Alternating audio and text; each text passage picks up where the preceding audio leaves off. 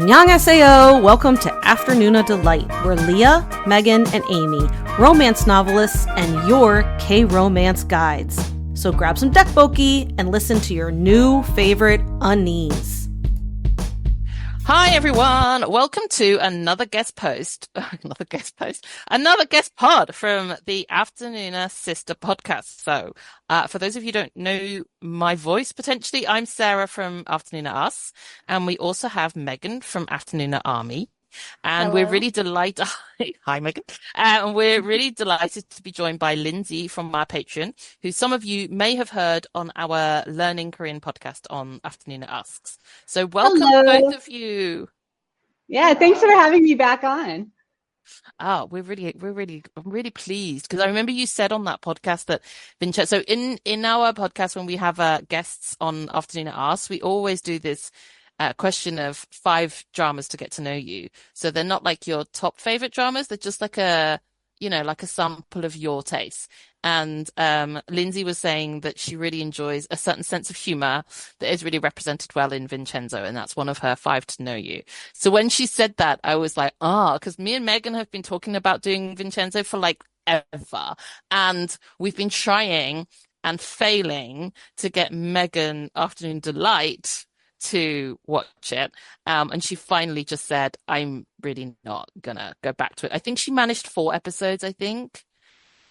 And then said that she might go back to it, but I think she's just kind of said like, no, it's just not happening. And I think we said at the time, Leah will never watch this drama, ever.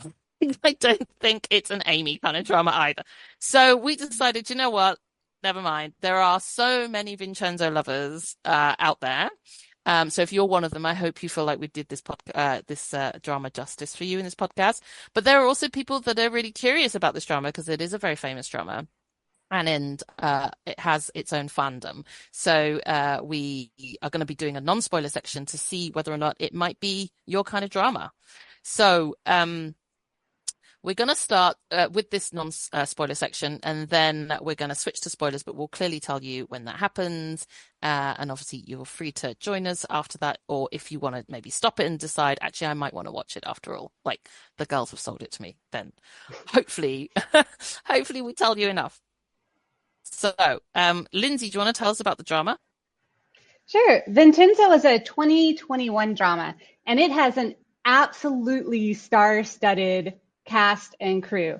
I mean, almost everyone on this production is somebody that you will have either heard of or have seen in other dramas that you might like. So Song Joong-ki is the eponymous hero, Vincenzo, a mafia consigliere, and Jeon Yo-bin is the other half of the anti-hero duo that stars in the show, and she's a female lawyer. Other members of the supporting cast that you might recognize are Ok Taek-yeon from 2 p.m. Taek-yeon, Chohan Chol, who's currently on screen as Jung So-min's dad in Love Next Door, and was also recently the mostest bestest Joseon King ever in The Matchmakers. I have to put a little plug in for The Matchmakers. And nice. Also Nice Kwak Dong-yeon, who was everyone's favorite younger brother from Queen of Tears, which is also the most recent drama from Vincenzo's director, Kim Yi-won, who is a pretty well-known female director of K-dramas. She's had some really big hits, including Vincenzo. It has an even great squad cast beyond that, including some faves from Chloe that you might recognize, like North Korean soldier Yang Kyung-won and Im Choo-soo, who also played an Alchemy of Souls mage and a My Sweet Mobster cat-loving villain, among many, many other character roles. The writer of Vincenzo is also really well known. It's Park Jae-bum. And he's written other action comedy shows, including Good Manager, which also goes by the name Chief Kim, and The Fiery Priest. Which you're also a fan of, right, Lindsay? I love his action comedy dramas. Yeah, all 3 of them are some of my favorite shows. So they're good comps for those of you who might have seen Vincenzo and would like, to go back to that kind of genre. So it's a beefy 28 episodes long, which I think is part of the reason it puts some people off, I think, because they're proper K-drama length artist episodes. So it's a chunky drama. I also think it's a bit of a love it or hate it drama. I do know, other than Megan, there are other people I know that have dropped it after a few episodes. But we three aren't one of them. So how does this drama rank for you in your list of all-time faves, and why? So it's not in my top 10, but I love it. And I think it has a lot to do with the fact that before we started recording, I was telling Sarah, this hit about my like 1 year mark of watching K-drama. I started watching K-drama in the pandemic. And so this was like one of those, it was like on Netflix. It was like a teaser. The trailer was amazing. And so I was just like, okay, I'm in. And at the time, I remember talking to people in my like regular non-K-drama watching life being like, the cinematography is amazing. Like, you don't understand. Like, it opens up and he like torches a vineyard, guys. Like, it's like Michael Bay meets like, I don't even know what. And people were like, okay, fine, whatever, you're crazy. So I do have a friend that ended up watching it. He had watched Squid Games and I was like, look, just watch the first episode. It's kind of off the wall. It's kind of crazy, but like, you're going to see what I'm seeing. And he was all in. He also watched this at the same time, but I watched it as it dropped. And I just remember thinking like, this is like every other Western, like media, shoot 'em up, detective, crazy mystery, like action film I love. Like that I would watch. Like, I feel like it's up there. Like people would say like Die Hard. Like Die Hard's funny. Die Hard has like things that are a little crazy and kooky and off the wall. I mean, this takes it to another level. And now that I've seen more K-dramas, I get it. Like, wow, there's a lot going on. But my first impression, like those first like 15 minutes of this drama, I was like, I am sold. Like I'm sold. I'm sticking with it. So yeah, that's why I think it's one of those that will always hold a really special place in my heart. There's a few of those that like people are like, I can't believe you love that drama. And it's because I watched it so early on that I just have such good memories of watching it and like how it made me want to watch other dramas. So for me, it ranks really high, but I don't think it's necessarily in my top 10. Yeah. Lindsay? Yeah. And I agree, Megan. Like it's definitely not one of my highest ranked dramas. But I think when I was looking at my MDL ratings, it's somewhere like around 30, maybe. But it's one that I just really, really enjoy. And Megan and I were talking just before we started recording that we both meant to only rewatch little snippets of it before this podcast and totally got sucked in and rewatched the whole drama. It is just super entertaining. Yeah, and all over again, I just was like, I forgot how much I love this person. I forgot this person's storyline. I forgot that I just like started watching and I was like, I don't remember. It's so long ago. I don't remember what they said. So now I have to watch the next episode. I don't remember what happened. So now I have to watch the next episode. So it was really easy. Like when you said, oh, it was totally sucked in. I was like, me too. Like it got me again. Yeah, I think one of the joys of Vincenzo, and we'll probably talk about this more later, is just that the viewer's relationship to the characters and the characters' relationships to each other change a lot as the drama progresses. And so rewatching it and knowing what everyone's story arc was, I just was like so excited to see that happen again that I just got completely sucked in watching all 20-hour plus episodes. Yeah. I will agree actually for a 20 episoder, it's not baggy. You know, like it doesn't sag in the middle because it has has this immense cast that we talked about, but it has a story to tell and it paces itself really well as well. So normally I'm a bit like try a few episodes and just tell people like if you're not feeling it by episode 4, then you can drop. But for me, I'm one of these people that actually really did struggle through the first say 6 episodes of this drama, and I never normally give an episode like a drama 6 episodes before I decide if I'm going to drop it or not. But I struggled mainly of the humor, which I've talked about, which Megan mentioned. Like I don't generally like kind of zany slapstick too much. but I found that something happened. Like I think my viewing lens adjusted to the tone of the drama, and then I really started to care for the characters. And then before I knew it, something happened, and I got totally sucked in. And then boom, like it had me. Like you guys were saying, just like I'd watch one episode after another because it was a binge drama for me, obviously, because I said I didn't watch it dropping live. And so much stuff happens and it keeps you on your toes. You don't know what's going to happen. It is, once my lens adjusted, it was funny. And it was just so much fun watching this cast. I felt like the cast themselves had a great time recording this drama. And it really comes through on the screen as well. So, for that reason alone, I do always recommend this drama. And because it is one of those love it or hate it dramas, you don't know which side of the fence you're gonna land on, unless you have very fixed views about mafia dramas and slapstick comedy like Leah, in which case I'm just like, okay, fine, you can park it, I get it. But if you're curious at all, like when we finish kind of talking about it in the non-spoiler section, I do really recommend you check it out because it is kind of defies description in a way, right, guys? Because it's just so out there and so many things happen, but there are also lots of different things to like about it. So, some things that, really hit for us might not be the thing that you like, but then you might find something else that is your kind of thing. I would say the acting, that like the actors in this drama, which, okay, I was thinking on the way home from work today, I'm just gonna like go on a tangent here. I think the reason why some people didn't really connect with this is because it's listed as a K-drama. Yeah. But I don't really think it's a K-drama. It is like a K-action flick with some, because like, is there drama? Yes.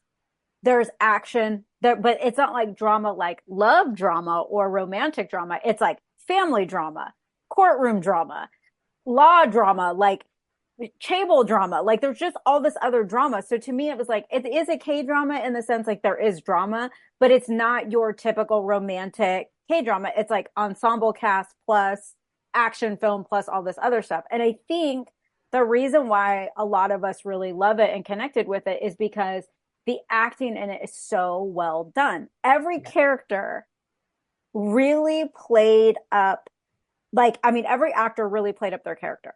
It like to almost like an nth degree. Like I was watching last night and I was just cracking up at Cha Young and like her over dramaticness. And like this isn't spoiling anything. She is over dramatic from scene one.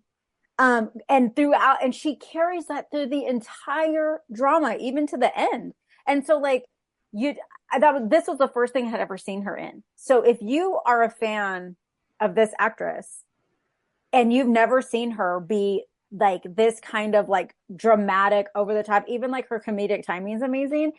This is a great drama to watch her in. And so I think like, yes, some people get to like episode 4 and they're like, I'm out because it is a little slow, but there's something that happens in episode 4 that if you get to the end of episode 4, trust me, you are going to hit next episode for episode 5. So that's all I'm going to say. You can try it, at least get to episode 4. And if you're watching on Netflix, they do have the speed, so you can speed it up. So you can't watch it on 1.25. Goes a little quick for the subtitles, but like if you really need to get through some saggy parts, you just hit that, and then you'll be happy at the end. I promise. Yeah. Well, Megan, speaking to like the quality of acting, I mean, like I said in the intro, there are so many really well-known actors and actresses, mostly actors in this show. But the character list, like when I was rewatching it for the podcast, I was making little notes about some of the characters. And I don't even know how many characters I took notes on before I just gave up. There are, at least 20 different characters that we really feel like we get to know over the course of the drama. So when you first meet them up front, they have all their most flamboyant characteristics on display, and it's all a little bit extra. And there are so many people that I can understand, and this happens in some of other Paktipam's other dramas as well, that in the beginning it's just a lot coming at you, but then as the drama progresses, we get to know all these different aspects of them, and the actors and actresses do such a phenomenal job of showing that they're not just these like slapstick one-note characters, that, yeah, once you make it like a little bit ways into the show, all of a sudden you find yourself really caring about characters that you were trying not to pay attention to at all in the beginning. So true. So, who do we think would like this drama? What kind of tropes or genres? Because it's a real mishmash of dramas, but genres rather. So, what do you think this drama really excels at? Well, Megan, I think you had some really good comps. Maybe you want to share your comps for Vincenzo? Yeah. So, like I said, Vincenzo happened in my K-drama watching career very early. So I didn't not that I didn't understand, I just never been introduced to this kind of genre where there are multiple things happening at the same time. And some things are funny, some things are tragic, some things are, need trigger warning. I just had never seen anything like that. So like a couple nights ago when I really sat down and was thinking about it, I really thought of like Queen of Tears or Little Women or even Good Bad Mother that Sarah and I watch. If you like those type of villains, bigger, like larger than life villains that it seems they're never going to get caught. They can never be tied down. They can never be like held to the letter of the law. This is one of those dramas. You have these like big, larger than life villains that are just like they're being chased. They're in the chase.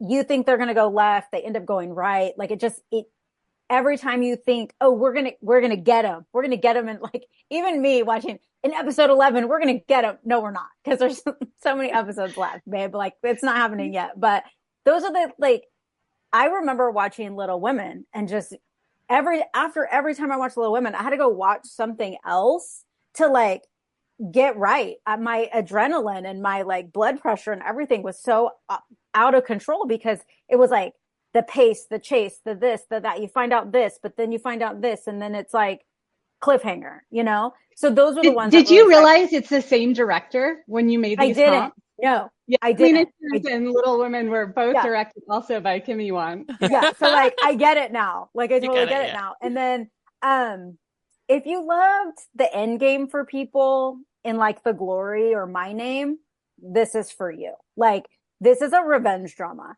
And it takes a little while to get there, but along the way, other people, it's like a revenge on other people as well. So like you're getting like the little breadcrumbs to lead you to like the main event. But those were the ones like Queen of Tears, Little Women, Good Bad Mother, My Name, The Glory are all dramas that I really enjoyed. I was in it to win it, watching every single episode. I think all of these I watched as they dropped. I did not wait for them all to drop. I watched them week by week. And I was like, I knew like Tuesday, where am I going to be watching this drama or whatever day it was dropping? Because I just had to know. So, those are the ones. I just think if those are some things that you liked. And even like when you think about Queen of Tears, because that one's the most recent one for me, there were some really funny characters in that drama. Like there were some that you were just like, this character's out of control. Like this character's funny. This character's doing this for whatever reason. And I think, again, if you like that kind of stuff, you're going to like Vincenzo because it's very similar. And I would say that we talked about how many, or Megan, you talked about how many different genres get mixed up into Vincenzo. But I would say like, if you like action comedies, then that is its main genre. And specifically the comedy is kind of a dark comedy. Sometimes it's slapstick, sometimes it's a dark comedy. It's not pitch black comedy. Some people really don't do black comedy. And I wouldn't say it's that dark, but you have to kind of be willing to laugh at violence and you have to cheer for terrible people. And that's kind of, and the comedy sort of coats that darkness in the center. I mean, also, it has, oh yeah, go ahead. No, go ahead. What were you going to say? Oh, no, go ahead. I was just going to say, you also have to like, okay, everyone who's heard me on any podcast about dramas before knows that I like dramas. I kind of like just give reality the back seat. Like reality's going in the back seat because like sometimes this stuff wouldn't happen in real life. And I feel like Vincenzo is one of those because yes, you're right. Like we are laughing at like sometimes other people's demise or like someone is injured or like gets violently hurt and you're like, oh, like they got what they deserve. And you like, if that's not for you, this won't be for you. But some of it is done in a sense that in the end, even like the bad guy is fighting the worst guy, and then the worst guy's all, I deserved it. Like and then, it's fine in the end. So I just like, yes, and two things can be true at one time. And I think for some people, those first few episodes of Vincenzo, they think, oh, I'm not going to like this character at all. Like, I'm just not going to like, there's too many bad people for me to like continue to like care about the character. But you get to a certain point where like you just start to care about them regardless of like what they're doing in their free time. And that's kind of how I felt. Yeah, and I would also say that if you like ensemble casts, then you might really enjoy Vincenzo because there are so many different characters. There definitely are the couple that's the two main protagonists. We can clearly identify them, but it's not just a show about the two of them. It's a show about a whole Kumka Plaza full of other characters and all the universe of the antagonist as well.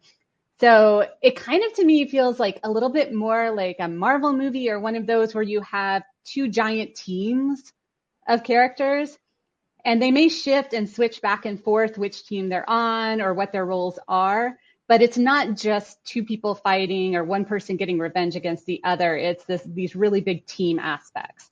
And that also goes into, I think, the feel that it's like 20 episodes full of capers.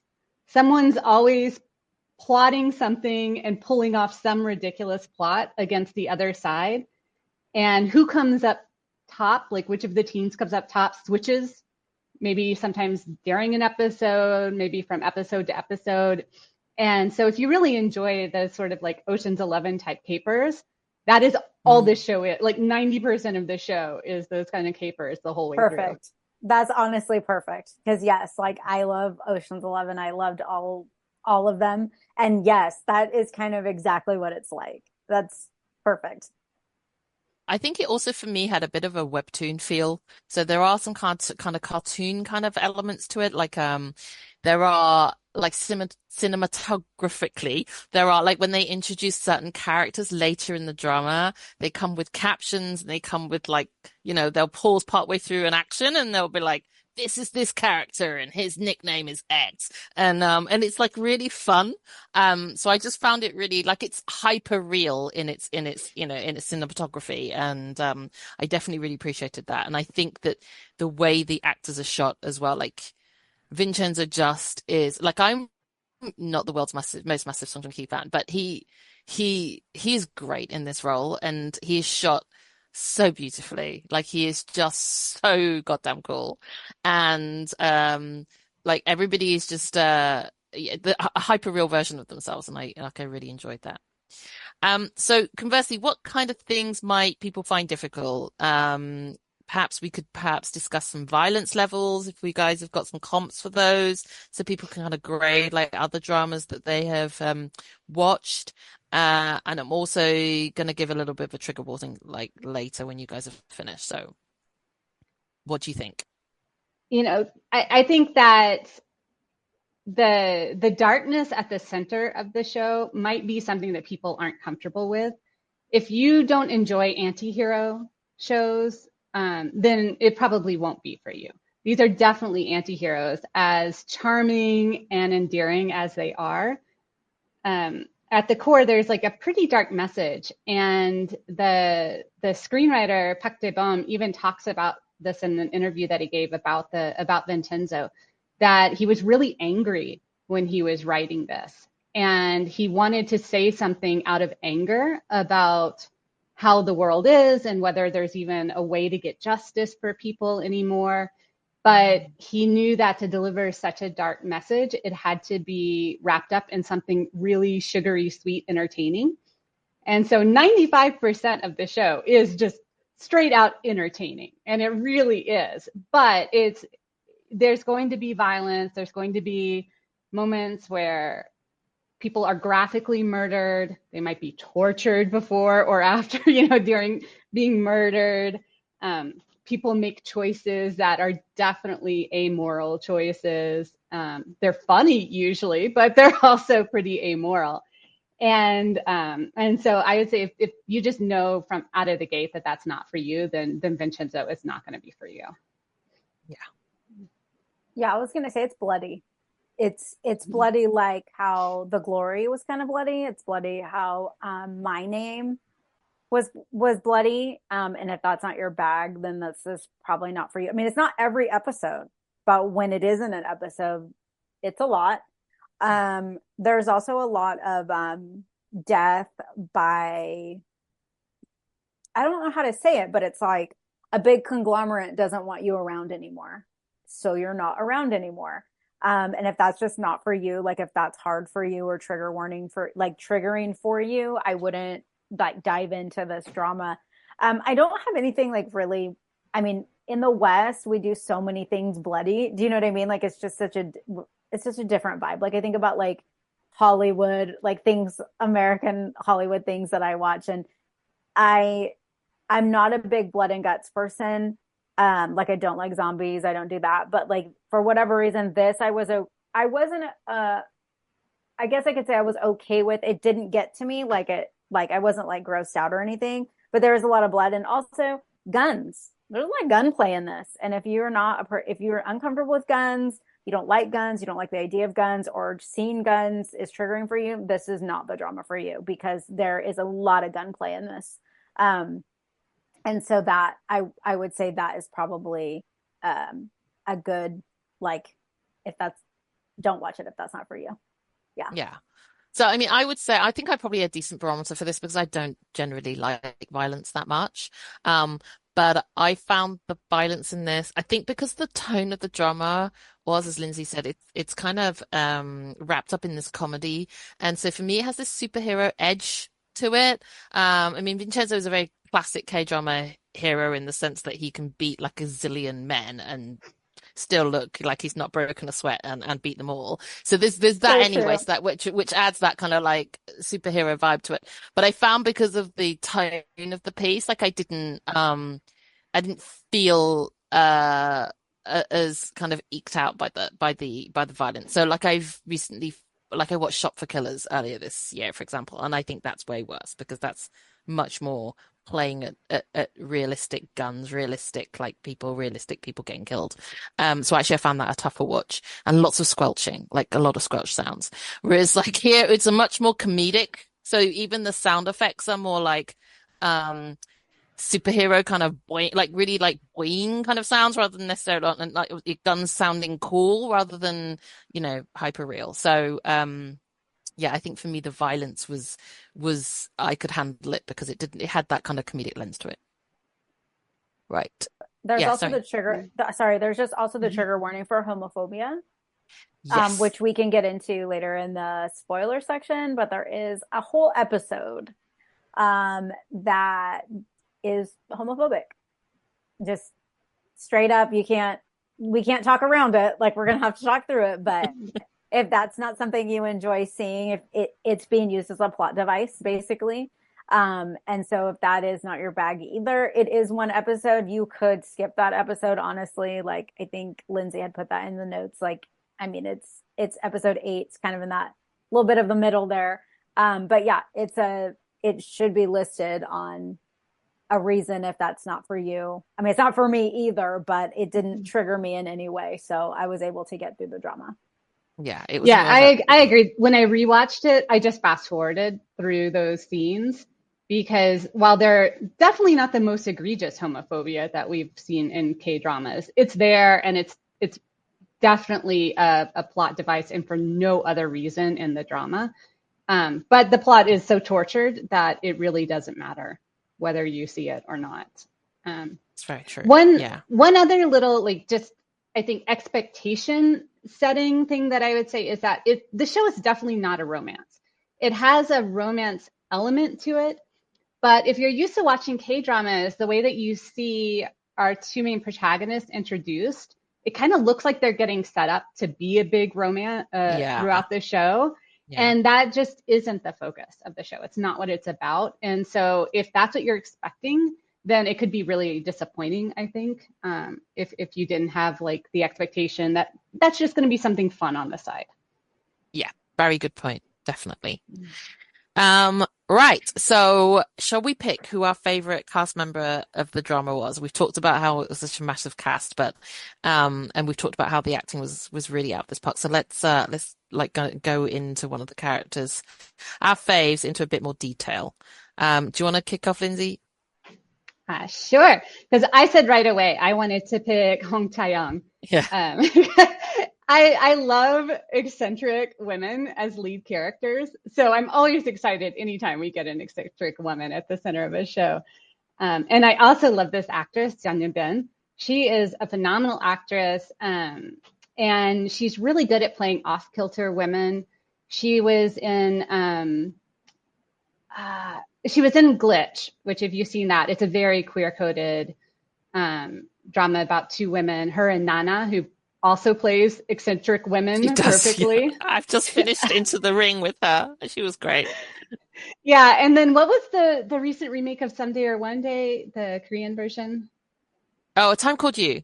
A Time Called You. That's right. Yeah, she was the lead in A Time Called You. So if anyone's seen that recently, where she plays dual characters just amazingly well. Even though I wasn't a huge fan of the drama, loved her in it. And so Hong Tae-young, the character, is really funny because from the moment that you meet her, she uses this really over-the-top behavior. She's very flamboyant. She's intentionally provoking people. At one point, she says about herself, "I'm the master of pissing people off." And so she's always in people's face and antagonizing them, even though she looks extremely glamorous and put together. Yes. She has super messy behavior, and she does it intentionally. She does it to unbalance people. She does it if she's uncomfortable in a situation. And as you get to know her through the drama, and as she gets to know the other characters better, you see her kind of calm down. And you see like when she turns that behavior on and when she turns it off around people that she trusts and she's comfortable with. And I just really enjoy how much like real weird kid energy she puts out when she's trying to provoke people. The other thing that I think is really interesting about Tae-young is that she's morally suspect from the very beginning of the drama. Like we don't meet her and she's not an idealistic lawyer fighting for the good of people. Yeah. We meet her when she's trying to, in a very slapstick way, try to buy off a witness at a trial. In the first scene that we see her in. And she, in fact, is just completely disgusted with her father, who is a very upright lawyer for the people type person. She has no time for it. But at the same time, she's not an evil person. She's not equivocal with Vincenzo, in that she's just sort of pragmatically unethical. And she reminds me a lot of, I don't know if either of you guys watched The Fiery Priest. Did either of you? No, I haven't seen it. No, Megan's shaking her head. If you like Vincenzo, you have to watch The Fiery Priest. It's even better. But in The Fiery Priest, which is another Park Jae-bum drama, Honey Lee plays a prosecutor who is also sort of pragmatically amoral in the beginning of that show. But in The Fiery Priest, as the show goes on, Honey Lee's character, as she becomes part of this team and she changes and mends her ways, she becomes a more ethical person. Whereas in Vincenzo, Tae-young, as she spends more time with Vincenzo and fighting alongside him and trusting him, she becomes a much less ethical person. And every time that she says she has some sort of boundary that she wouldn't cross or that she might be uncomfortable if it gets crossed, inevitably, like an episode or two later, it gets crossed. And after a moment or two, she's kind of like, I'm fine with that, actually. Turns out that isn't really something that I'm hung up on. Never mind about murdering people. And so I just think she's a really interesting type of anti-heroine that is a little different than the male anti-heroes that we see a lot of time in shows. But also, I wanted to do a shout out to the entire crew of Gumbuka Plaza which is the building where the Yeah. show mostly takes place. Just because when I was watching before this podcast, when I was watching an interview with the writer, Pak Jae-brum, he mentioned that the setup for all of the characters that lived at Gumga Plaza was based on the movie Kung Fu Hustle, where there's an alleyway with lots of shops and homes, and all of the characters in the alleyway have special powers that get revealed throughout the course of that film. And I absolutely loved that film when I was a kid. I'm not even sure how many times I watched it. So I thought, of course, I liked the Gunga Plaza characters. Oh wow. I saw this in the script and I was like, oh, so cool that you've discussed. So this is so Kung Fu Hustle is a very famous Hong Kong movie. It's from the stable of, so it's a Stephen Chow, Zhao Xingqi movie, and it has a very characteristic sense of humor that Stephen Chow has in his films like Shaolin Soccer, and other ones that he's starred in. And I love Kung Fu Hustle.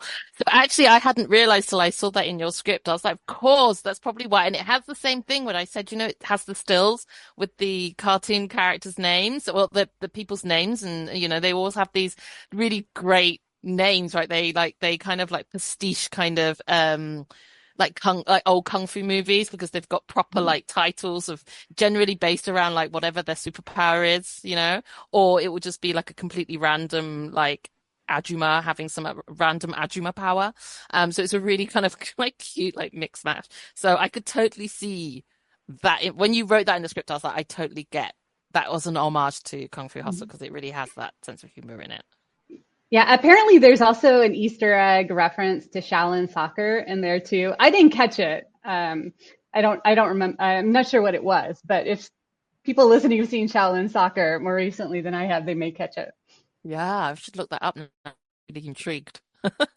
I'm So adding, Megan, well, sorry. I'm adding Kung Fu Hustle to my like list because I absolutely love the squad. Like that was one of my favorite things when I first watched it, especially when they all get their reveal, which we can talk about later. But when they all get their reveal, I was like, no wonder they're all like amazing people. So anyway, that I just love. Honestly, I love that when I read it in the notes. I was like, well, there you go. I have to add another thing to watch because now I need to see all Yeah, of it. let us know when you've watched it. I'd be Yeah, so I will. interested to hear how you find it. Yeah. So my favorite character is the man himself, Vincenzo. And there's a couple reasons why. First of all, justice for Song Joong-ki, because I hear people all the time talk about him because they just didn't love Descendants of the Sun. And I can't tell you how many times I've talked to people. I've seen Descendants of the Sun very early on in my watching. I can't even remember, probably within the first year. I just feel like, oh, I just really didn't like him in that. Or, oh, I don't really find him attractive. You will in this. You will in this because he is suave, he's debonair, and he's a stone cold killer. Okay, so justice for Song Joong-ki, but also justice for Vincenzo. And here's why. You meet this man, and you meet him like, you meet him in the middle of him doing some really shady shit, is how I'm going to put it. Okay. It opens up in this beautiful vineyard that he, in very like 5 minutes in, he's torching this vineyard. Okay. For reasons. He has reasons. Okay. And I just was like sold, 100% sold. But as you get to know his character and as he is acting, as Vincenzo is evolving in front of our eyes, you realize that like he is closed off. He doesn't get too close. He doesn't want to have attachments, but his heart can't help but have some attachments, which is what I love about him, because as we go along, we see his heart opening. He's got like the Grinch heart starts growing a little bit. It's growing a little bit bigger. It's growing a little bit bigger. And I at no point in time did I ever, when I watched it again, even in the beginning, I don't know that he is murdery because he's just murdering for fun. I feel like he's got this little justice kick. And as he goes along, he's taking down bad guys that are worse than him because he's a bad guy. He murders people. Okay. He tortures and murders people. I'm not trying to overlook that. But I just had the feeling that he really put himself out there because he was like, well, I'm a better bad guy. I'm a more wholesome bad guy, the easier to swallow bad guy, versus these baddies over here who don't even have a conscience, at least have a little bit of one. So that's why he is my favorite. I love his suits. I love his attention to detail.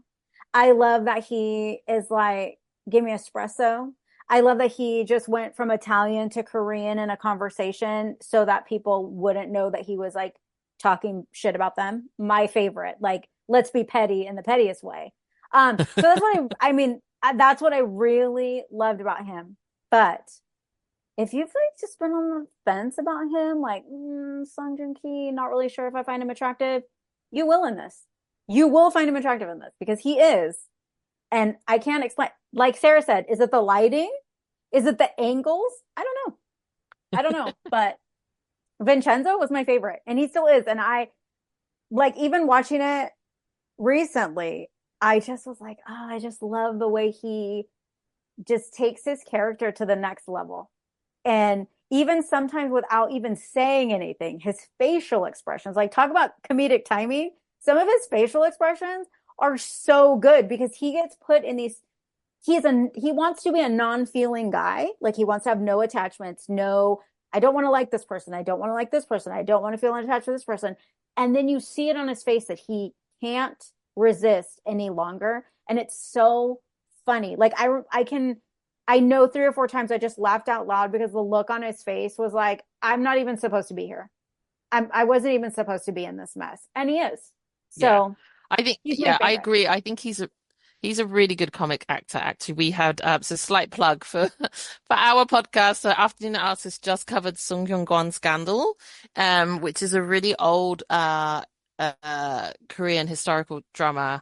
I think it's 2010 or 2013. I think 2013. It's Park Min-young's first outing, a proper main starring role. But no, Song Joong-ki is actually, it's so old that Song Joong-ki's not the main lead. He's like a second male lead. So he gets to really show off his comedic chops because he's in a non-male lead acting role. And that is actually now my favorite Song Joong-ki role from Song Kyung-kwan's Scandal.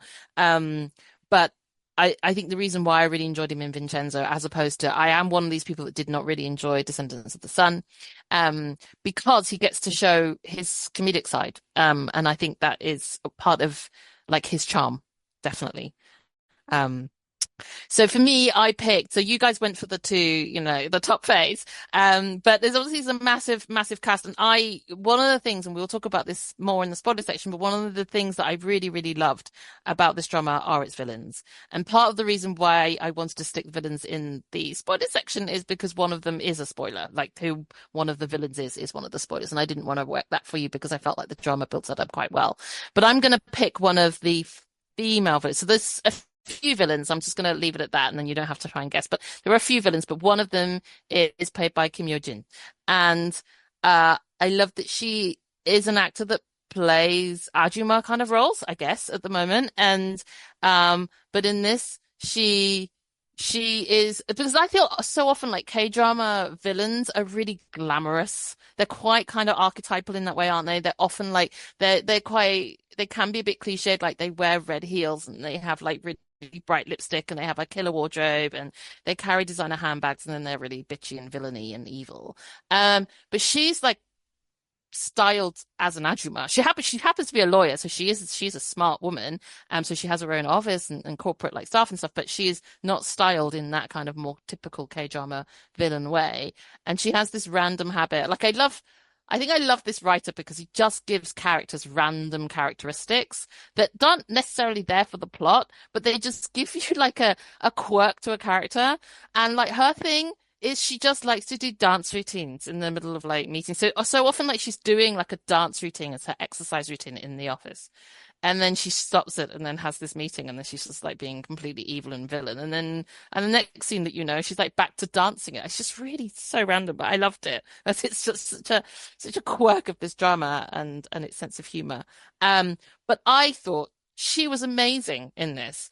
And I really felt like this is an actress that kind of almost knew that she doesn't going to get this role very often. She's not going to get the chance to be like a super villain very often. Like it's such a super hyper villain as well. There's no I don't know, like redemptive arc for her. We don't see this backstory where she explains that, like she was violently abused by her father as a young child, and this is why she's like this. She's just out and out like an absolute badass villain, and she just luxuriates in this role. I really felt like she just really enjoyed the heck out of this role. And because she did, like, she made me really enjoy the role, even though, as a viewer, I'm supposed to be hating on her because she's the villain. But I just, every time she came on, I was just like, you're just loving it. And I'm loving watching you play this villain.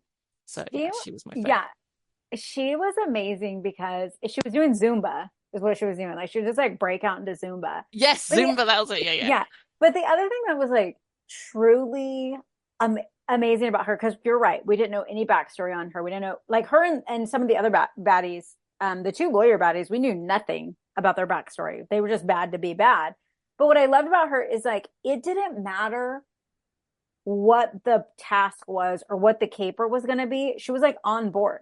Yes, sir. How can I serve you, sir? How can I make this disappear for you, sir? Like she was just in for it. Like if you told her to jump, she would just say how high. And that was the part that I thought it wasn't like she ever thought, oh, we're getting too far. Oh, we're stepping over a line. Oh, no.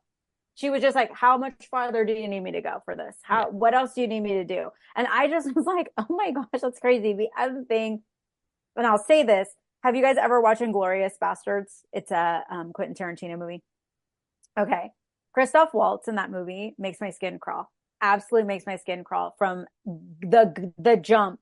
Okay. His character just makes, I can't, I just get the chills. And she did that for me in this drama, even on my rewatch, even when I already knew how bad she was.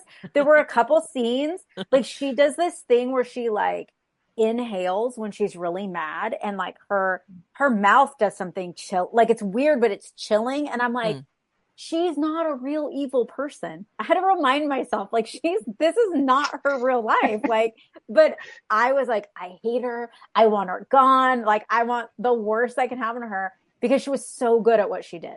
So yeah, I agree. Like she couldn't be. I think of all the villains, she was the one that was a professional villain.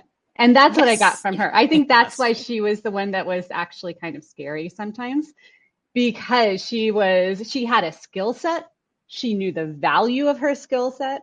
She knew she did not have value except for that skill set. And so the minute something in her skill set needed to be done, then she was the most vicious person who could do it. Yeah. Masked under the dancing. Yeah. Mm-hmm. Right. So with that, we're going to close out the non-spoiler section. I'm hoping that those of you who've not watched the drama and were maybe tuning into this podcast to see whether or not it might work for you have got a good feel of whether or not this drama might work for you or not.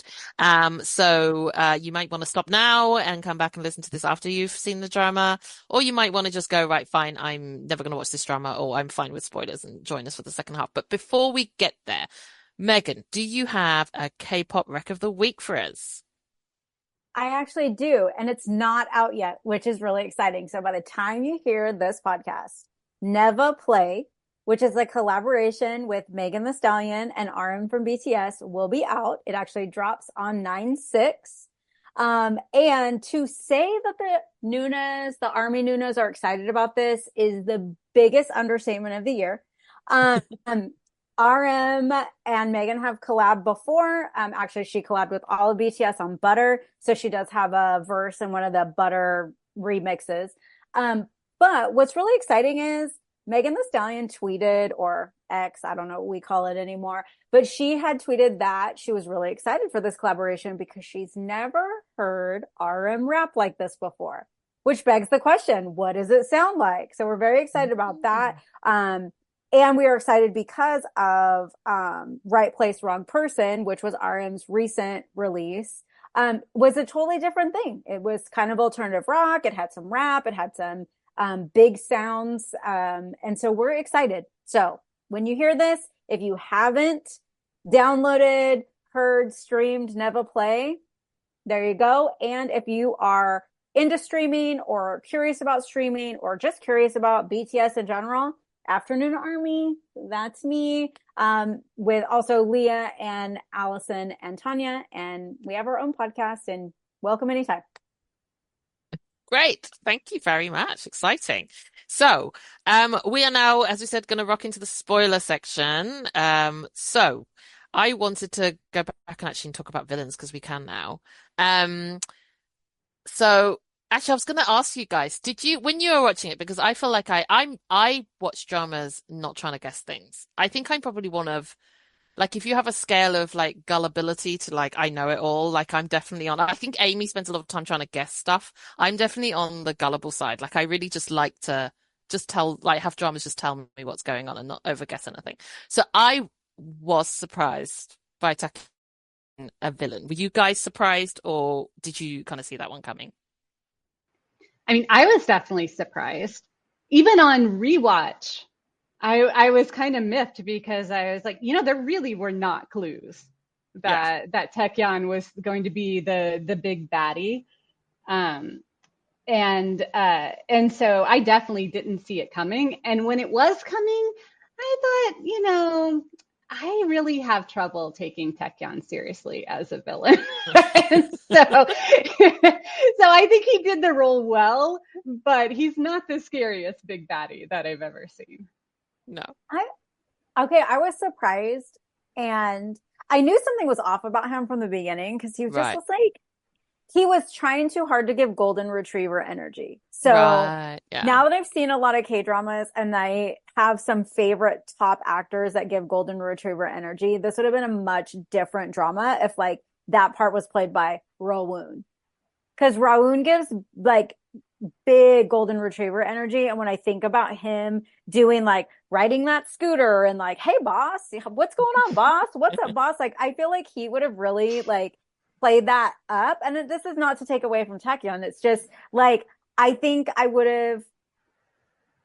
like through the whole thing would have been more believable because right away I knew something was off about his character. I was like, what is he doing? Is he a spy? He's a something because like nobody's this excited to follow her. She's great. Don't get me wrong.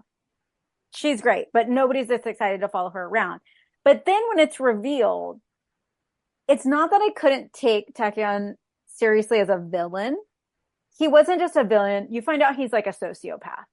You find out that like he just likes murder. He just likes to hurt people. He just likes to be an evil person. And it's like a compulsion almost for him. And so to me, that was a part that I was like, oh no, like this is like, again, skin crawling, which I will say, I haven't really been able to take him seriously in anything else. Cause anytime I see him in a drama, I'm like, you're the evil killer. That's all like bad vibes. I'm like that with actors. I don't know why. I try to like get out of that, but I saw him and I was like, yeah, there's something off. And then when you really find out as it goes along how off it is, it's just like, ugh. It's like the ick, like he just is awful on awful on all levels, right? And reasons, I guess he has reasons, but I'm not sure we know what they are. I think he's like you said, he's just a sociopath. Like he's just for me. Yeah, anyway, he was just born bad. Yeah, he's like a bad. He's like the bad seed. Backstories we get. Yeah, like he's a bad seed. I mean, I get that. Like, I had totally forgot. I watched the last 2 episodes last night, and I had forgotten. And I don't know if it had been mentioned in previous episodes, but he killed like 2 of his friends when he was in school, and that's what the brother, like his brother, says is like, I mean, if I would have just spoke up when he killed his 2 friends, and I was like, oh my God, I forgot he did that. I knew about these other people, but the friends. So he's been doing this for a while, like middle school. And so, yeah, he just, that and the fact that he,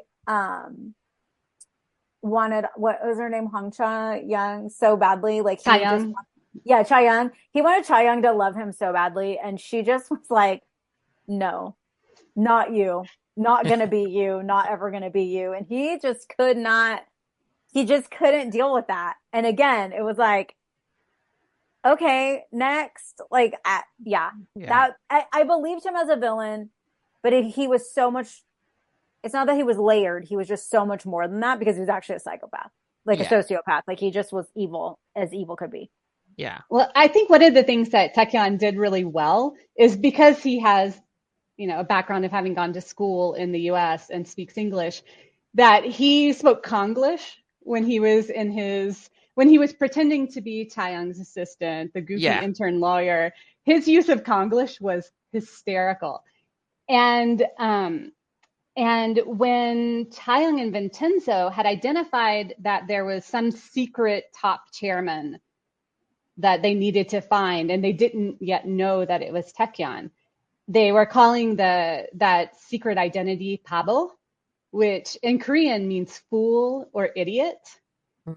And I thought on rewatch, I was like, Pabo is such a good description for what Taekyeon's character was when he was in hiding, when he was hiding in plain sight. He was this real idiot fool type character. Yeah. So did you guys find that the villains were a bit OTT, or did they work for you? Because they, as I've mentioned, were part of the favorite part of the drama for me. I'm like you guys. I thought Tae Myung-hee was just the best Ajima villain ever. And I really liked that, kind of piggybacking, Sarah, on what you said earlier in the non-spoiler section, was that, she just had this real like middle-aged woman vibe.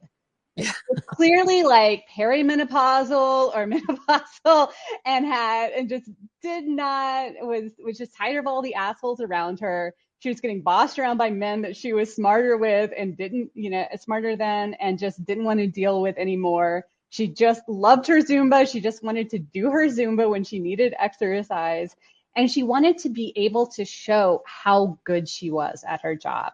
Yeah. And when she switched to the Evo Usang law office, that was what she was hired to do, was to be as bad as the Papa Corporation needed her to be. And I feel like she just really felt like, this is my chance. I'm out of the shadow of all of these people, only to fall under the shadow of something even worse, ultimately. And she kind of knew that she was doomed from a certain point on. But I respected her. I was like, you guys, I didn't pity her when she met her inevitable demise at the hands of Vincenzo, because I felt like she knew the stakes, and she knew, like, there was a moment where she was talking to the other senior lawyer from Usang, John Toa's character, and he made a comment about, like, should we back out now? And she says something along the lines of, oh, it is well past the point where we could back out. She can only go full steam ahead. And so I really respected her in that sense. Yeah, I remember that, definitely. I mean, I feel like the mark of a good villain, like a very well-written villain, is that at no point in time do you ever feel sorry for them. At no point in time do you have empathy for them. And this drama delivered that. At no point in time did I feel sorry for any of those big baddie villains. Honestly. And even the original, like, fake CEO, the brother, the younger brother, I just was like, what is wrong with, like, okay, everyone bosses you around and you're okay with that? Well, fine, have at it, not knowing, what was boiling underneath. And then we finally get that reveal. I mean, I think it's episode 6 or 7 that we finally get the reveal, or they kind of hint to it and then we finally get the big reveal.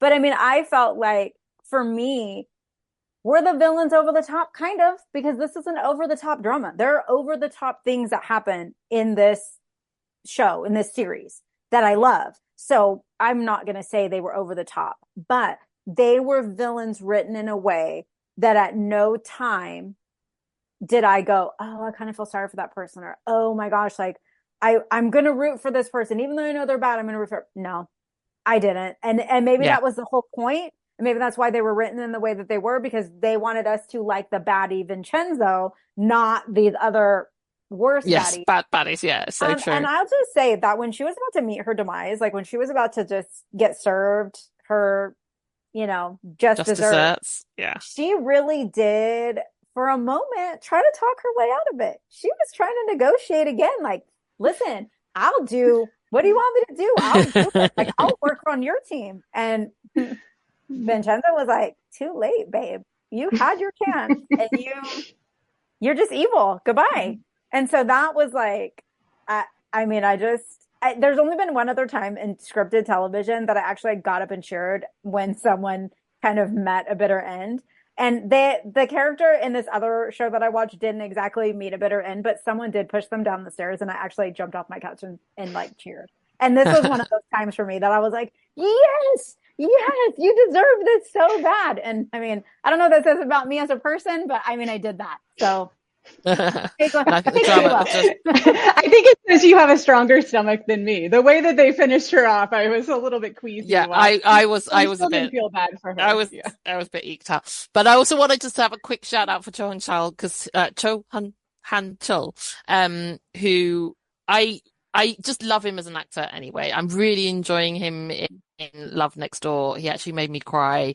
We've just finished episode 5 and 6 this weekend. Is that right?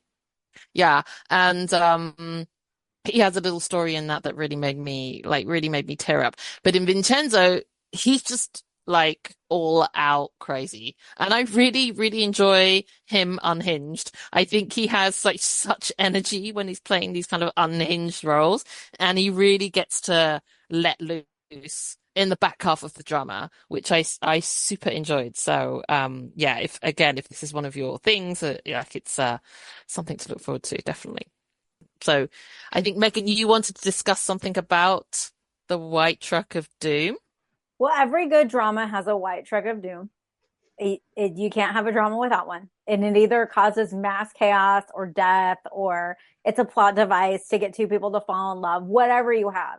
And I just felt like the white truck of doom in Vincenzo really served as a turning point, because this is where your female lead decides maybe she's not the good guy. Like maybe she's not serving her purpose as a lawyer in the best way.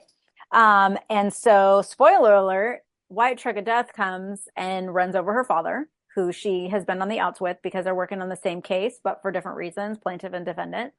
And I just felt like without this shocking, I did not see this coming. I did not see the White Truck of Death coming in this. I always know there's going to be one, but I didn't think the White Truck of Death was going to be in this particular way.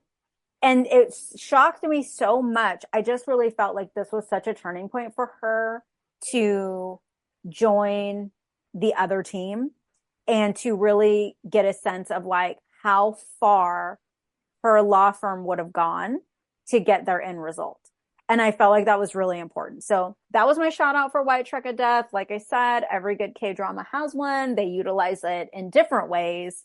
But this one for me, I feel like if you can get to White Truck of Death in the drama, you're going to be all in, because now you just have to see how it goes as far as like how she goes through her grouping process.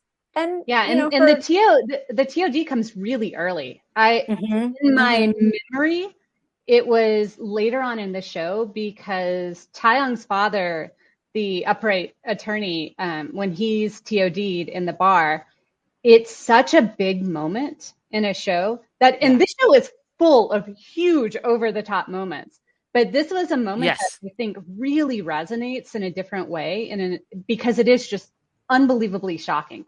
This isn't the character crossing the street and pausing to look at their phone where you know they're a goner. Yeah. Like no one crosses the street and survives to tell about it. But this is the father and Vincenzo are just sitting in a restaurant, in a bar, having a drink, eating, and the truck of doom comes through the windows and crashes into them in the middle of this restaurant.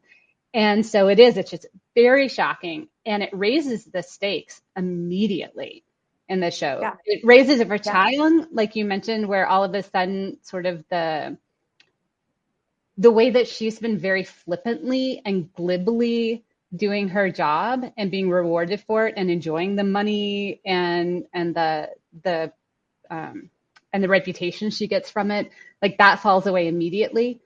But it also raises the stakes for Vincenzo, because in the first few episodes, as Vincenzo gets to Korea and then gets annoyed that someone stole the building out from under him, these are things that are just annoyances to him.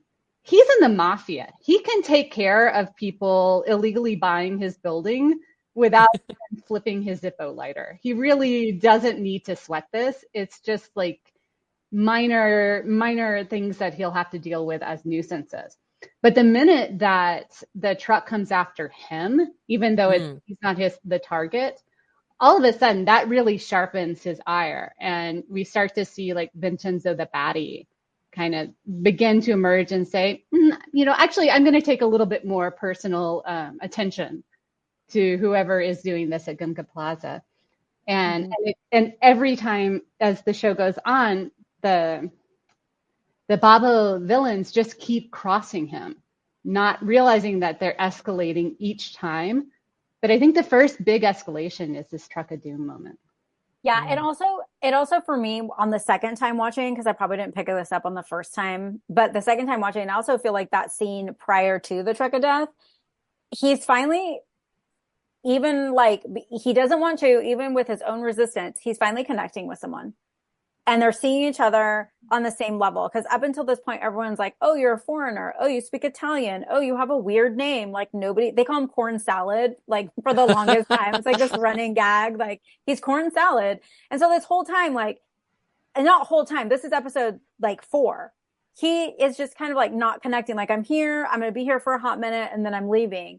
And this is like you said, this is the first time he actually is like going to be grounded in like his homeland, basically. But I also feel like a lot of that had to do too with the fact that he was finally connecting with someone, a person, not from his past, possibly from his future. And I think that's what really, like you said, gets him to stick around, gets him to have the taste for revenge, gets him like in it to win it. But also too, now he sees what's happening with the daughter, and now he feels like, it's like he doesn't want to feel that he needs to protect, but now he wants to like, and it's not even protect, it's like, let's get a win, right? He like wants to bring her on the team. So yeah, I like thought about it and I was like, White Truck of Death, we need to talk about that, because they don't always serve the best purpose in a drama, but this one I feel like really did. Yeah, it was a plot point. So the other thing that we carried over from the non-spoiler section was the trigger warning for homophobia. So I just wanted to add a little bit about this and how disappointing in a way that we had to have it, because it didn't need to be there. So this specifically, there's a kind of moment of basically Vincenzo gets gay panic, right?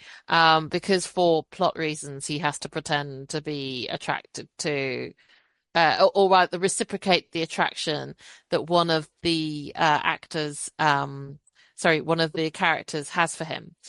And I'm really mad because he didn't need to have gay panic. In fact, if anything, I actually think if Vincenzo had leaned in to possibly being gay, that would work for his character more, because I felt like that would have fitted into his kind of, his flexibility, his kind of like moral grayness, like his whole like air of just being cool with everything and being able to, be whatever role it needed, life needed him to take.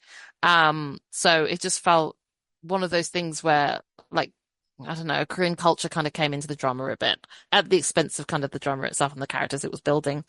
And it also made me mad because the actual character itself was played by one of my favorite character actors, Kim Sung-chul, who many of you might know as the sad second male lead in dramas such as Our Beloved Summer and Do You Like Brahms?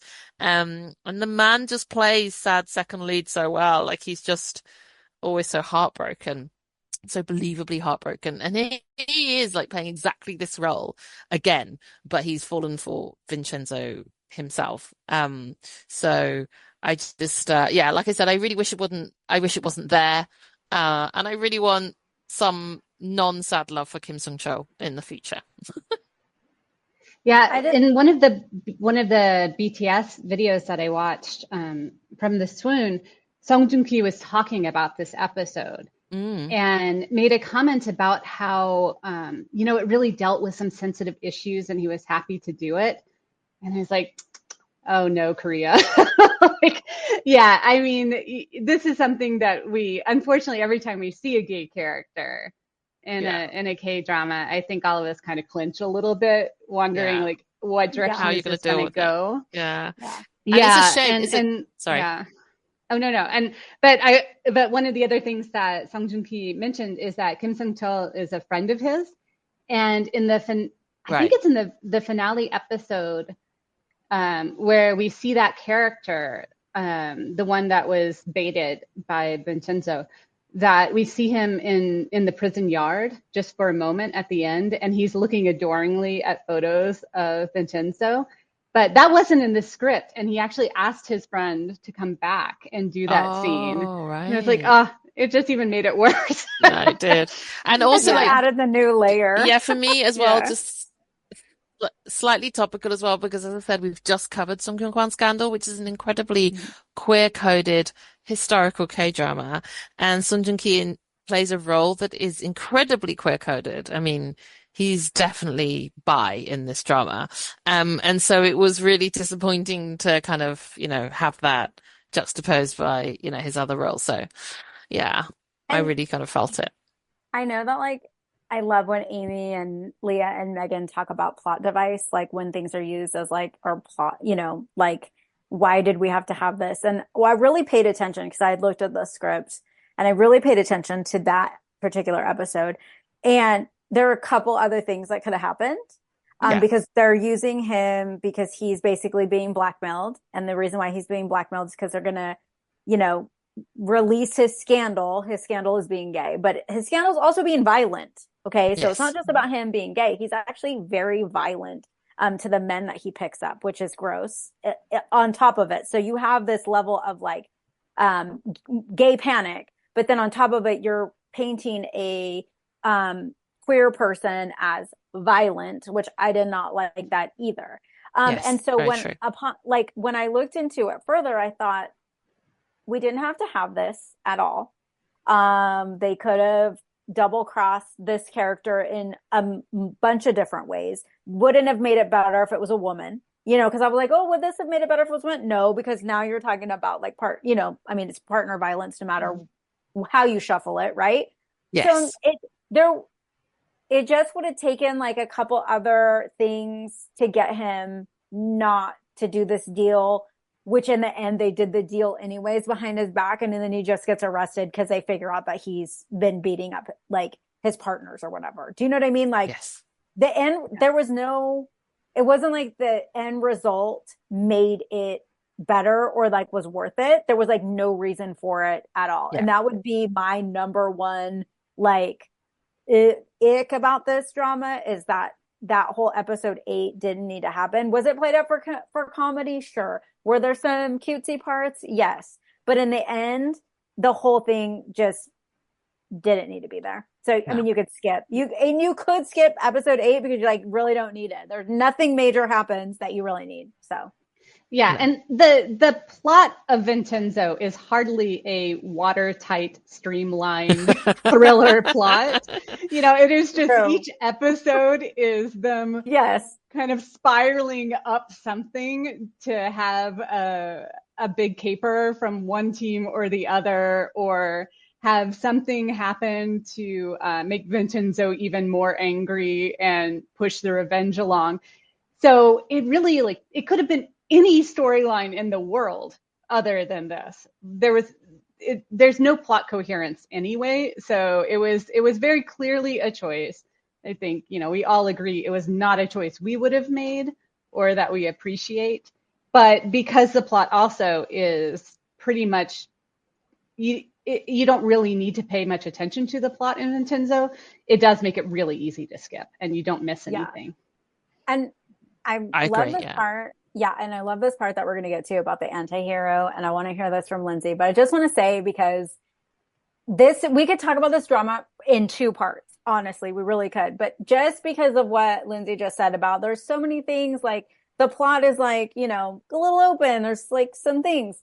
Let me just add before we talk about the anti-hero, because it's a really good way to kind of encapsulate Vincenzo, is that while all of this other stuff is going on, you start out with, there is a drug going on the market, which is narcotics, that is killing people. They're getting things like leukemia, and there's all these bad side effects. So, Hong Cha father is trying to get money for the the defendants, the people that are being sick and dying.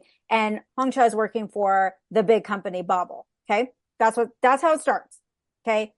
Underneath that, Vincenzo comes because the Gunga Plaza, where he's going to live there because he's trying to get underneath the plaza because there's gold under there, which has a whole nother subplot. And then you have parent-child relationship drama, and then you have sibling drama. So I just want to we could technically talk about this for 6 hours and not cover everything. So if you're listening to this and you're like, oh my gosh, they didn't talk about this. Oh my gosh, that's because we would be here all day. We're just trying to get people excited about watching it and maybe talk about some of our favorite parts, right, Sarah? Yeah. So we don't have a 10-hour podcast on Vincenzo. So I just want to throw that in before we start talking about Antihero. Yeah, I totally agree. There are so many bits and bobs and little odd storylines that are tiny parts of Vincenzo that it really does. It covers so much ground. But one of the things that I really wanted to talk about was both how I felt about cheering for the anti-heroes in this, and I was really curious about how you guys felt about it too. Because when I was going back to that interview that I watched with the writer and the director and Sang Joong-ki, the writer Park Jae-bum made that analogy that he felt like the show needed to be a pill capsule where there was some a very unpalatable bitter medicine in the middle, but that he needed a lot of comedy and entertainment to make it palatable. And so I really do feel like the show is 95% that entertainment and 5% this really angry, bitter message. But that message is, it's a genuine, if not just extremely dark message about how the writer feels like the world, that there's no option for justice anymore, and whether conventional morality is even useful in the world currently. And just before, we talked about that scene where Hong Woo-chan, the upright attorney father, just before he gets TOD'd, he himself says in this moment of anger to Vincenzo, he says, quote, "It takes a devil to drive out another devil." And the writer Park Jae-bum said that he wrote this from a place of anger because that's how he feels sometimes, that the world is so corrupt and violent that there's no role for conventional justice to make it right. And in that same video, the director, Kim Hee-won, she said that Vincenzo was a really difficult drama for her to make because she needed to hold that anger with a lot of irony and make the comedy work, but not let it be so angry that it tips into nihilism. And I think the show really achieves that. I mean, in full credit to her. But definitely. But I think the show is so funny and it's so silly for most of the 20 episodes that it's really easy for us to laugh along with the characters or to kind of sympathize with Vincenzo and Chaeyoung when they're doing terrible things.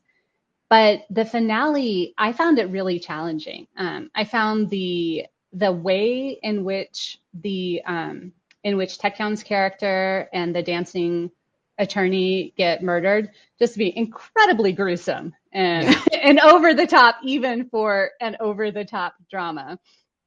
And we see in one of the last scenes, we see Chaeyoung visiting a vineyard where you can have your own plot. And it's said multiple times, like early in the show, Vincenzo threatens to make people fertilizer in his vineyard. And she goes and just very adoringly visits this vineyard that she's named after Vincenzo. And you realize that she knows that that's where the bodies are. Like she was complicit in putting them under this and has zero qualms about it. And in the very last scene of the finale, there's this long hold on Song Joong-ki's face.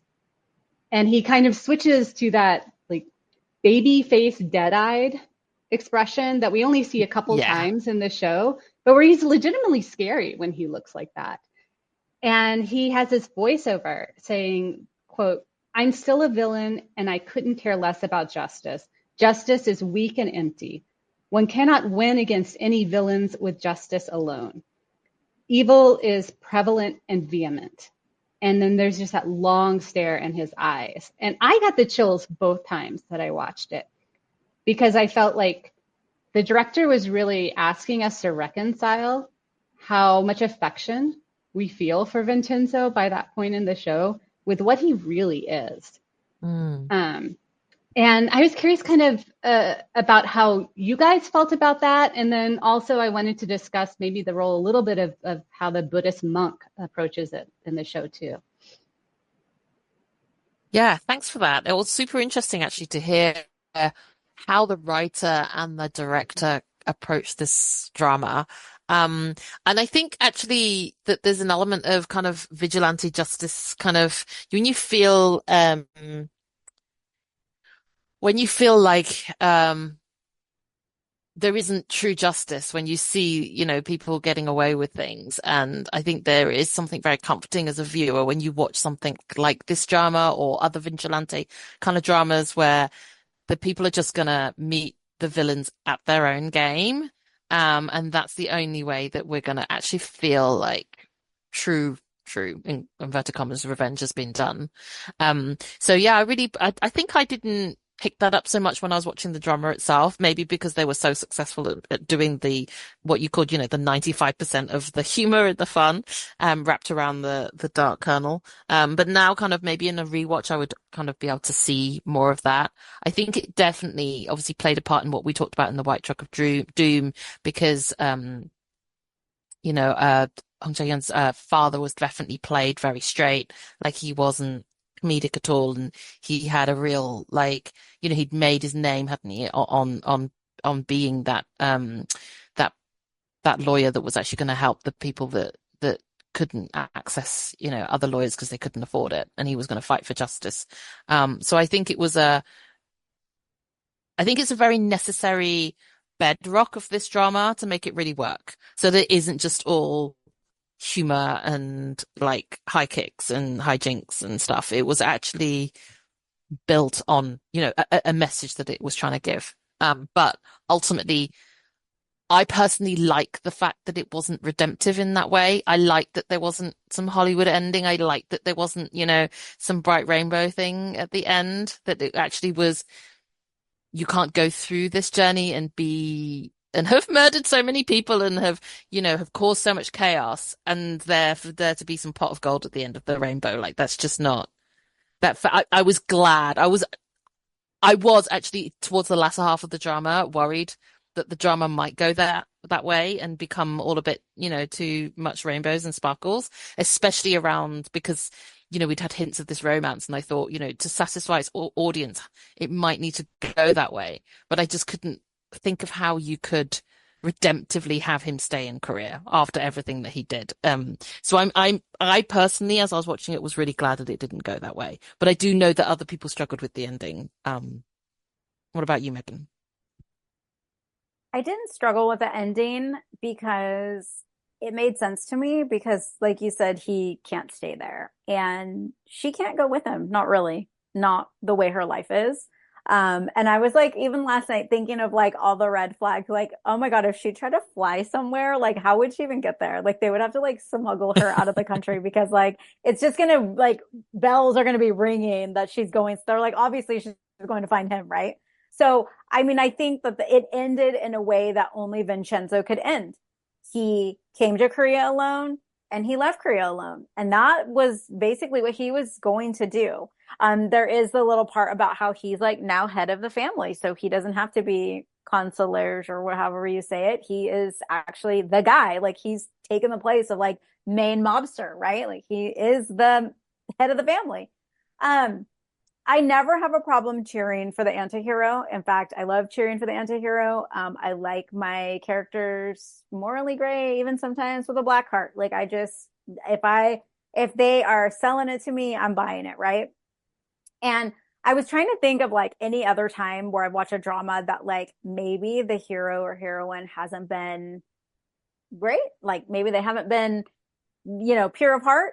And the only one that, I mean, I can think of a couple, like The Glory is one of them, although she never really got her hands dirty. But if anyone has ever seen the drama Why Her, it came out like I think last summer or the summer before. It's very in vein of Vincenzo, just not as many hijinks. It's a lot more serious. Mm-hmm. She is not. She is morally gray. More gray than she is light. color. Okay. Like there's not a lot of light in there. And but you're cheering for her the entire time. And in the end, I'm not gonna say it's a happy ending, but there's an end. And so the same with Vincenzo, like I don't know that this was ever going to have a happy ending. There are people that are still alive. There are people that are still thriving. They're still living in Gangnam Plaza. Are they thriving? Yeah, in their own way. But for me, everybody got what they deserved in the end. I mean, watching these two horrible villains that made my skin three really, but the one was like someone offed him, the lawyer, the male lawyer. Someone like did someone else's dirty work when they got him on the courthouse steps. But lawyer gal dancing her way into her next life. And then Tachyon there was a crow. And then you just see the shadow of the crow just nipping at the wound. What a way to go. I mean, you could have made that a lot cleaner and a lot smooth. No, you didn't. And good, because neither one of those people deserved a very clean getaway, right? Yeah. No one deserved to have this be painless. Neither one of them did. So for me in this drama, I really liked that. I liked the ending. I liked the way it turned out. I liked Vincenzo. I liked kind of what he represented. I kind of like that we're never going to know truly what's in his heart. We're never going to know because he is never going to be able to have, this wasn't an episode of Sopranos. Do you know what I'm saying? Like it was never going to be the Sopranos. It's Vincenzo and he's one of a kind. And that's what I really liked about it. And like I said, I had no problem cheering for the antihero. I thought he was great. Well, it's funny, Sarah, you said, there's no pot of gold at the end of this, but there was a pot of gold. There was a whole basement full of gold. True. There was literal gold. There was, yeah. Yeah, so they made out like bandits. Yeah.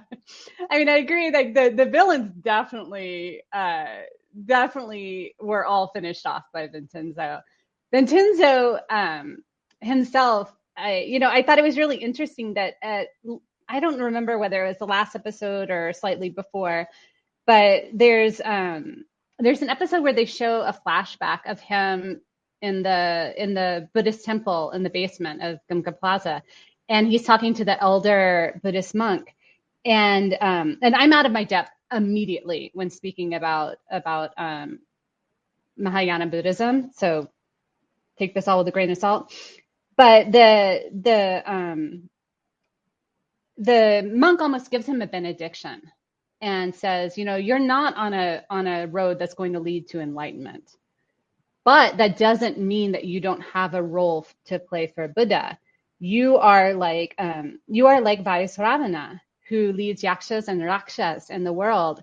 The idea being that Vincenzo is like a god of war who corrals these forces of chaos and malicious intent and wields them to a purpose in the world. And Vincenzo obviously hears that because when he's killing the dancing lawyer, Chiming Hee, he says that back to her. He says it in a very creepy, ominous way, but he says, I am Vaisravana, who leads yakshas and rakshas in the world. And so I feel like, the very last scene, we get to make up our own minds about how we feel about Vincenzo and Taeyong and what they've done. Mm-hmm. But it seems like the writer and the director have their own answer. And that's their answer, is that maybe the world, like the upright attorneys of the world, are just going to get truck-a-doomed. And no one's going to go after the corrupt Pavel corporations and all of Korea's many sociopathic serial killers. You need someone like Vincenzo to come and clean house and then go again to a different part of the world. Yes. Yeah, I agree. Yeah, I do. So did we ever want to chat about the romance? Because I think some of the people that had an issue with the end were understandably, because they had great chemistry, but they were shipping hard, and obviously the ending wasn't all in a neat romantic bow. as we alluded to at the beginning. So how do we find this? I stand by that Vincenzo I don't think he ever wanted to feel anything for anybody because he wanted to be an island, which is funny because that's where he ends up at the end of this. He has his own island. That's so true. Yeah, I mean, that's basically where he ends up. He ends up on an island. And I think that he would have been very happy being an island forever. And he met someone who, as the young kids say, matched his freak, because he met Hong Chae-young, and she was completely out of his element. He had never met anyone like her. And you see, as the episodes go along, that he is slowly falling for her. Even when he's trying to fight it, even when he's trying to make it stop, he's slowly falling for her. And in the end, there's this point in the end where, spoiler alert, she's in a hospital bed, and she's like, when are you leaving? And he's like, tonight. And she's like, so this is it. This is our last night together. And he's like, yep. And then she kind of like has a little tear fall, and she's like, okay. Because I think they both kind of understood that like, can't really work. You know, like we would want it to, and we could try, but like, this isn't going to work. And then when you get to like the last like 10 minutes of this drama, you know, he basically says like, I have a room for you on my island in my house. And she's like, oh, that's great. And me logistically thinking how that's going to ding passports and bells and all this stuff. Cause you know, that's how my mind works. But they have a friend in the NIS now. Yes. They have an NIS agent who's in love with my Vincenzo. favorite guy ever. He's the Vincenzo fan club president, my favorite. But I will say, I love what he tells her. He says, mobsters aren't supposed to fall in love, but this one did. And I just thought that was perfect. I did not need any more than that. This wasn't a 25-21 situation for me, guys. Like, I'm happy. I like the way that this ended. I'm good. But I just think, and also I think if we, the three of us, really think about it, she's a grown woman. Okay. She's like, and he's a grown man, right? They're probably in their 30s. Okay. They're being realistic adults and knowing that this probably isn't going to work out. So I was very happy with the ending. I mean, I wanted a little bit more heat, but it was almost, I don't know if you guys have ever seen Moonlighting. It's from the 80s. It was yeah, for sure. Okay. Oh, Bruce Willis. Yes. And Sybil Shepherd. Yeah. This was a very moonlighting type of relationship. It was a very will they, won't they. But at no point in time did I think that they hated each other or they didn't care for each other. I just think they were very realistic about the mobster and the lawyer that lives in Korea and how that would work out in the end. So, and yeah. I think like when you say will they, won't they, it was ultimately, will the relationship play out? It's not the push pull that we often see in like K melodramas where one's interested and one's being coy. Like Vincenzo and Chae-young were on the same team pretty much from jump. And that was one of the things that I liked most about the relationship was that they obviously very much respected each other. Yeah. When one person had the skill set for a particular task, the other let them take the lead in it. There were all these little scenes where Chae-young would be like gesticulating madly at somebody, and Vincenzo is just holding her coffee cup for her while she does it, or holding her purse while she's being like really extra, and then just hands it back when she's done. Or they do little fist bumps or thumbs up. They just had this really fun teamwork between the two of them that I enjoyed. They were great. Mm-hmm. Did you want to do your folktale thing? Because I wanted to hear about that one actually. Oh yeah, there's a Korean folktale, and there's a scene kind of late in the drama where Chae-young and Vincenzo know that Vincenzo's going to have to leave the country once he goes all full murder on everyone.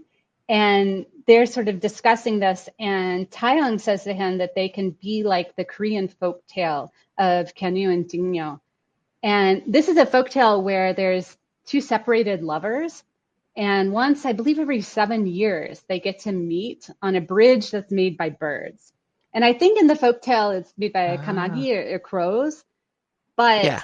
I like to think that the bridge will be made by Inzaghi and all of his pigeon friends will make this bridge that they will get to meet on periodically. We didn't Yeah, talk it's a about very him. coy ending. Inzaghi. Crazy pigeon. Yeah, apparently the writer, he has a pigeon that lives outside his window that initially drove him Oh, that's crazy when he was right. working on this, and then he came to love, and that's how Inzaghi got to Came to have be. it, came into creation. I love that. I love that. It's kind of mad. And then you had a hot take. Oh, my hot take on who the romance should have been. Is Yeah. that what we're saying? Yeah. I thought that some of the best chemistry was between Taekyeon's villain and the dancing lawyer, Tim Young-hee, the Ajima lawyer. They got on like a house on fire, those two together. They went to a bar a couple of times. I felt like there was definitely something there. It's true. I remember thinking that when I was watching it. I was just like, are we? Because they did quite a few shots of them kind of together that wasn't like strictly, necessary. And I just, yeah, I read that in your script and it just because it hadn't really, I think I remembered it thinking that when I watched it, but I hadn't thought about it since. But then when you wrote it out, I was just like, yeah, you're right. That kind of pings things in my memory that I remember when I was watching it thinking like, they had lots of like shots of them between them that was kind of like, yeah, like chemistry.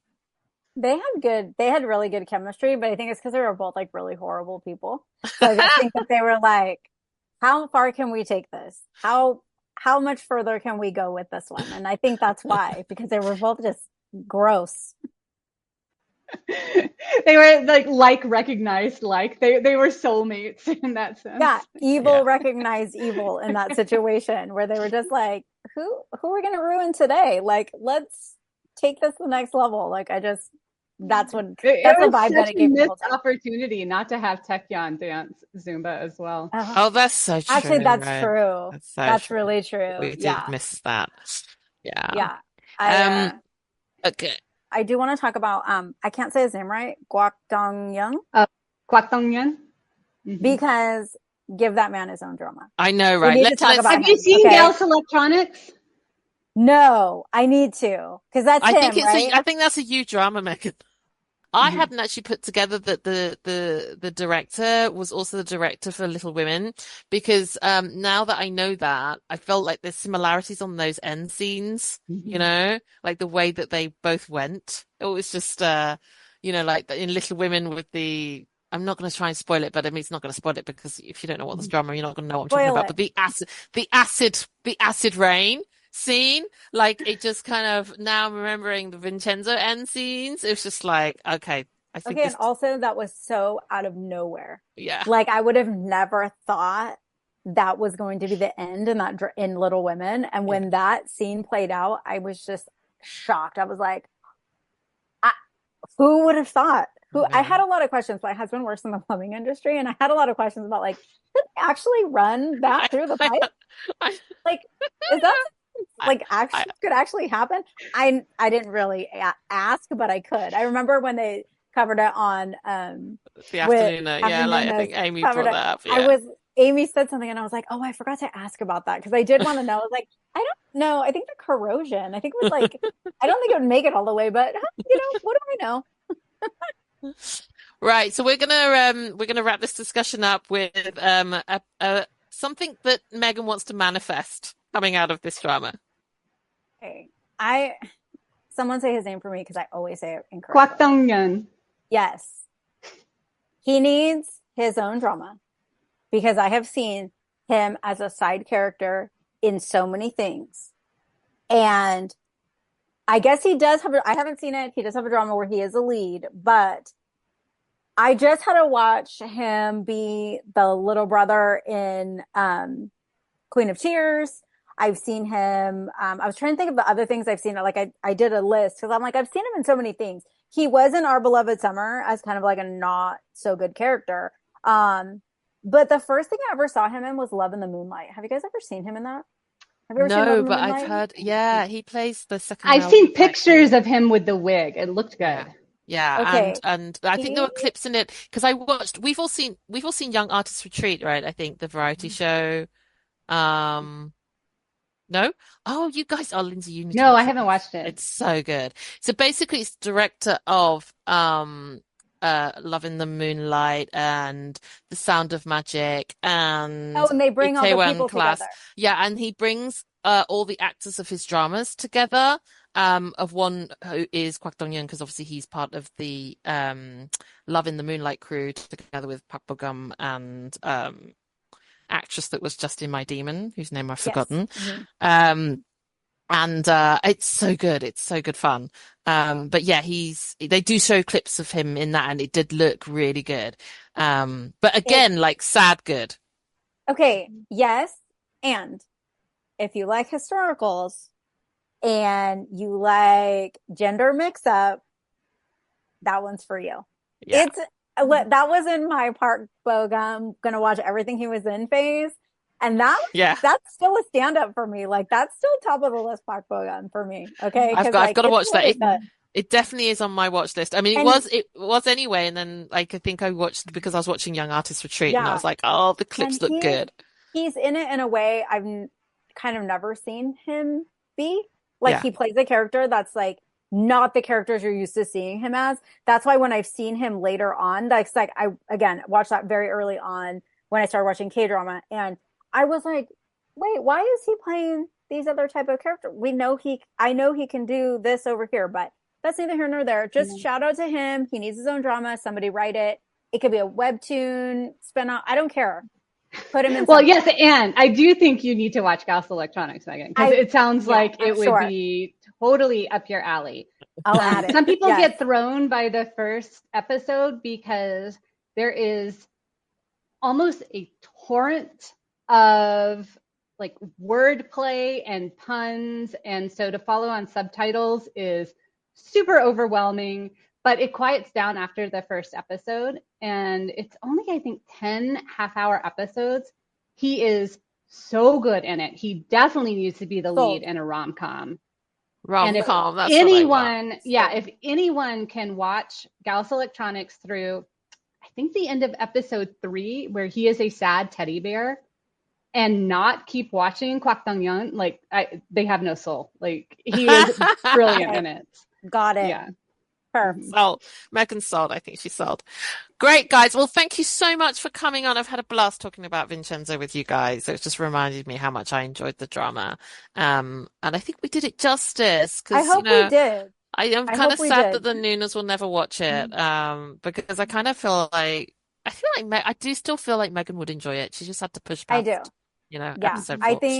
I think she would. I think in the end she would really enjoy it. It's just getting past those first few. And again, I watched it, like I said, like Lindsay watched it, and like I said, I watched it, and I was really surprised that for me it still stands up. Like justice for Vincenzo, because honestly, even after watching all of these other dramas I've watched and doing this now for going on 4 years, it still stands up, guys. Like it's still really good. I mean, is there hijinks? Yes. Are there things that are unbelievable? Absolutely. Is there a little bit of blood and guts? Yes. Still good. I still stand by my choice. I agree. I think we did justice for Vincenzo today, because it absolutely is one of the most just simply entertaining dramas out there. It is. And quite unique as well. I think another thing that a lot of K-dramas fans love is that it just gives us dramas and feels that we don't get watching Western media. And there is no Western comp for this. Like I feel there's not zero. Yeah. There can't be, because they're just it's like dramatic hijinks, back to dramatic, back to hijinks, back to just crazy over the top, back to drama, and it's great. I can't describe it other than it still stands up. Justice for Vincenzo still stands up today. Yeah, and I will just, as like my last thing to say on it is that we did not have time to talk about the dozens of just super funny, interesting side characters that are in the show. So Yeah. if you've made it this far and even fully spoiled and haven't watched it, it's worth watching just to get to know all of those characters. I It's mean, so true. Yeah. we, just to let you know, we have just scratched the surface. There's so much more to this. Like, you could watch it and you'd be like, they didn't even talk about this. They didn't even, yes, we Yeah, didn't. even characters we really love, like Yes. our government official spy agency character. Oh my God, I He love was definitely him. a fave. I love him too. And again, still favorite squad character is going to be the tailor with his scissors. Love him. I forgot how much I loved him. His scissors were also a character in this drama. Okay. They were. Okay, we all have to see our favorite site. So mine is the gangster who reforms and moves into Gunga Plaza and opens Bye Bye Balloon. Yes. The balloon getaway service for criminals, where they may or may not end up somewhere. Yeah. Yes, good choice. That is a good choice. Yeah. Awesome. Right. Okay, guys. So thank you very much again. I hope you guys have enjoyed listening to our pod and enjoyed us crashing the Afternoon Delight feed. So we hope to see you or speak to you or listen to you. Sorry. We hope to speak to you again soon. Until then, annyeong. Annyeong. 감사합니다. Thank you for listening to Afternoona Delight. Where can you find us outside the pod? Head on over to afternoonadelight.com. That's AfterNoonaDelight.com. You'll find links to all our social media, our book recs, K-pop and K-skincare recs, and if you want even more Afternoona Delight, because really who doesn't, you can join our Patreon, where you can choose the patron level that's right for you. Join in daily K-drama conversations, listen to bonus podcast episodes just for patrons, and participate in our monthly live K-drama support group via Zoom. We can't wait for you to be a part of the community. Until next time, annyeong!